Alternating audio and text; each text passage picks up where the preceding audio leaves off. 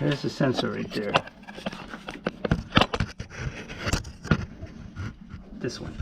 So this is the sensor I changed. As you can see, it has 3 bolts. 1, 2, and then another one down here. They're 10 millimeter. Easy, not so easy to get to because of the valve cover. That's the only downside to the sensor. But anyway, I did change it. However, because this valve cover was leaking so much oil, as you can see. Now oil all over this place.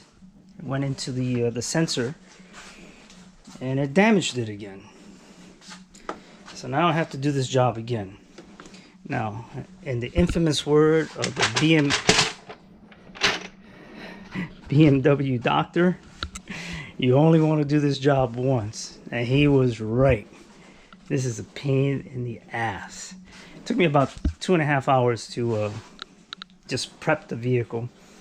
I had to use, I'm going to show you everything you need to use.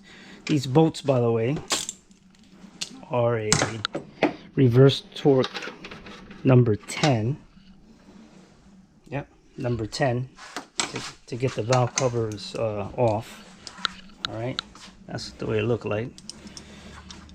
But don't do the crazy stuff that I did, because I couldn't, as you can see, I got the deep socket, which was like a big mistake.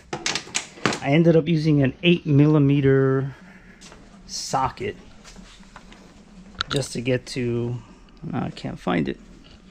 Oh, there it is. So I ended up using an 8mm socket to get to the one in the back, which I was hoping and praying I didn't strip, but it didn't. But I did order some new E8 sockets, so I don't strip any bolts.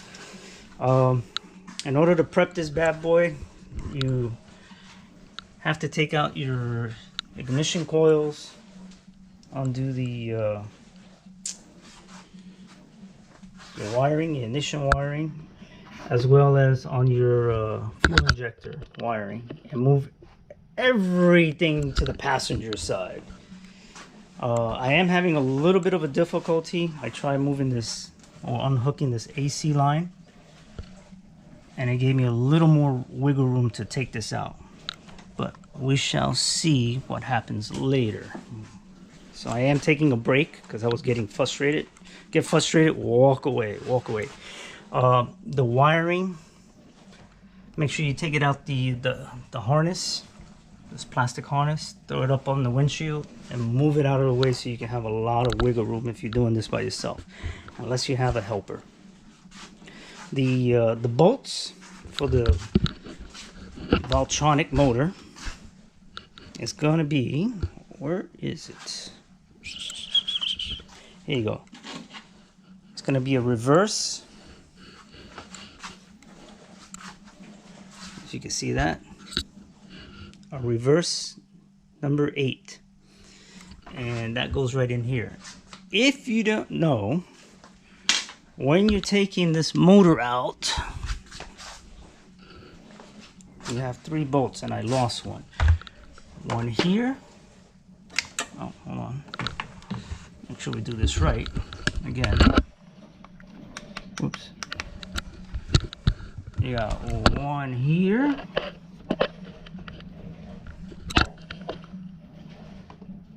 And one over here. And obviously one down here that bolts it in. When you're taking it out, you can't just pull this motor out. You have to use a 4mm, where is it? Allen key. You're gonna put it in the back over here, just like that. And you're gonna turn it clockwise until you get a little bit of resistance. Then you undo the bolts. Once you undo the bolts,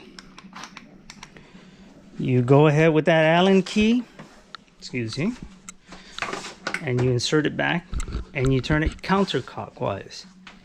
And the reason you're doing that is you're taking off the spring-loaded tension on the motor, on the worm coil, so it doesn't shoot out.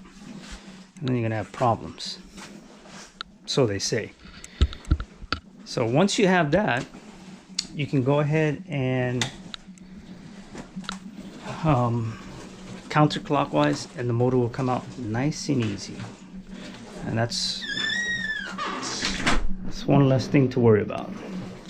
Well, I will try to shoot, hopefully, when I'm taking the valve cover off. But anyway, I just wanted to make this 9-minute, 10-minute video just to show you where I'm at, and hopefully the car will start. All right, we'll talk later.